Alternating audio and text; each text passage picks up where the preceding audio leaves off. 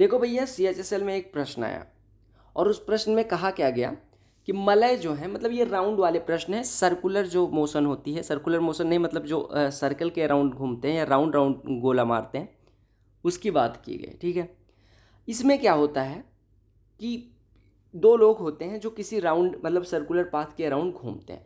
अगर मलय जो है सर्कुलर फील्ड के अराउंड 7 राउंड पर घंटे यानी 1 घंटे में 7 राउंड मार देते हैं, और नेहा इतनी तेज दौड़ती है वो 11 राउंड 1 घंटे में मार देते हैं। कहा कि अगर वो सेम डायरेक्शन में मूव करें तो 2:45 पर अगर उन्होंने स्टार्ट करा दौड़ना तो कितनी देर बाद वो पहली बार मिले। अगर आपसे पहली बार मिलने को पूछा गया, पहली बार वो कब मिलेंगे एक दूसरे को रास्ते में, इसका मतलब ये हो गया कि जब उन दोनों के बीच का डिफरेंस, देखो एक बात बताओ मुझे भैया कि अगर एक 7 राउंड पर घंटे मतलब घूम रहा है, दूसरा 11 राउंड पर घंटे घूम रहा है, आप कहेंगे अगर एक ही डायरेक्शन में मूव कर रहे हैं तो इनकी रिलेटिव स्पीड कितनी हो जाएगी? एक 7 राउंड, एक 11 राउंड, यानी 4 राउंड पर घंटे। यानी आप कह रहे हैं इनकी रिलेटिव स्पीड जो है, रिलेटिव स्पीड 4 राउंड 1 घंटे का मतलब हो गया कि जो नेहा बिटियां हैं वो 4 राउंड 1 घंटे में ज़्यादा लगाती हैं। किससे? मलय से। मलय है धिम्मड़ आदमी। अब 4 राउंड 1 घंटे में, आपको मैंने कहा कि ये दोनों पहली बार तब मिलेंगे जब इन दोनों के बीच का डिफरेंस 1 राउंड हो जाएगा। हमेशा याद रखना, जब आपसे पूछा जाए कि पहली बार कब मिलेंगे तो वो समय होगा, या कब मिलेंगे पहली बार ये एक दूसरे को, जब इन दोनों के बीच का डिफरेंस कितना हो जाएगा भैया? इन दोनों के बीच का डिफरेंस कितना हो जाएगा? 1 राउंड।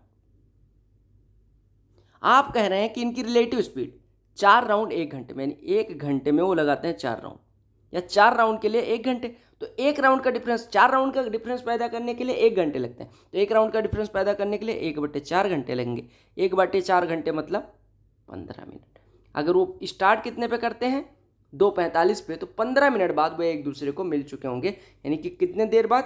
3 PM पे वह एक दूसरे को मिल चुके होंगे। कितनी देर? आपको समझ आ गया? 1 राउंड का जब डिफरेंस उनके बीच का होगा तो क्या हो जाएगा? 1 राउंड का डिफरेंस होने के बाद वे दोनों एक दूसरे को मिल चुके होंगे। ठीक है, तो ये आपका प्रश्न था और ऐसे प्रश्नों को ऐसे बजाते हैं। अब ऐसा भी पूछ सकता है 1 घंटे में कितनी बार एक दूसरे को क्रॉस करेंगे?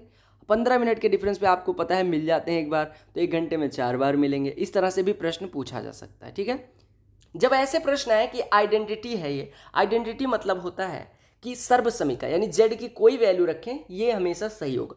ऐसे केस में आपको बस कोफिशिएंट की तुलना करनी होती है। कोफिशिएंट, पहले इन दोनों को सॉल्व करो तो 4 टाइम्स ऑफ, अगर मुझे सॉल्व करना हो तो 2z² सीधे लिखूंगा, -z + 14z यानी कि 13z लिखूंगा, -7 लिखूंगा, मल्टीप्लाई कर दूंगा इसका, यानी 8z² आया प्लस 52z आया।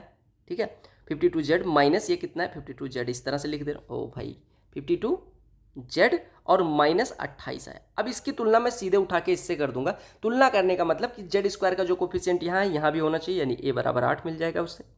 bz = 52z, यानी b = z का कोफिशिएंट 52 हो गया, और c = -28। अब आपको निकालना है a² यानी कि 64 माइनस b 52 और माइनस c + 28। ये कितना हो गया? 24 माइनस का 40, 64 में से 24 घटेगा 40 आंसर हो जाए। तो ऐसे प्रश्नों में होता कुछ नहीं, बस ये आपको थोड़ा सा आइडेंटिटी लिख के कंफ्यूज करते हैं। क्लियर? ऐसे प्रश्न पहले भी पूछे जाते थे और फिर पूछे जाते हैं, बड़े ट्रिकी से प्रश्न होते हैं। आपको पता है x = 9 दिया गया, x⁴ minus 10x⁴ plus 10x³ minus 10x² plus 10x - 1 पूछ लिया गया।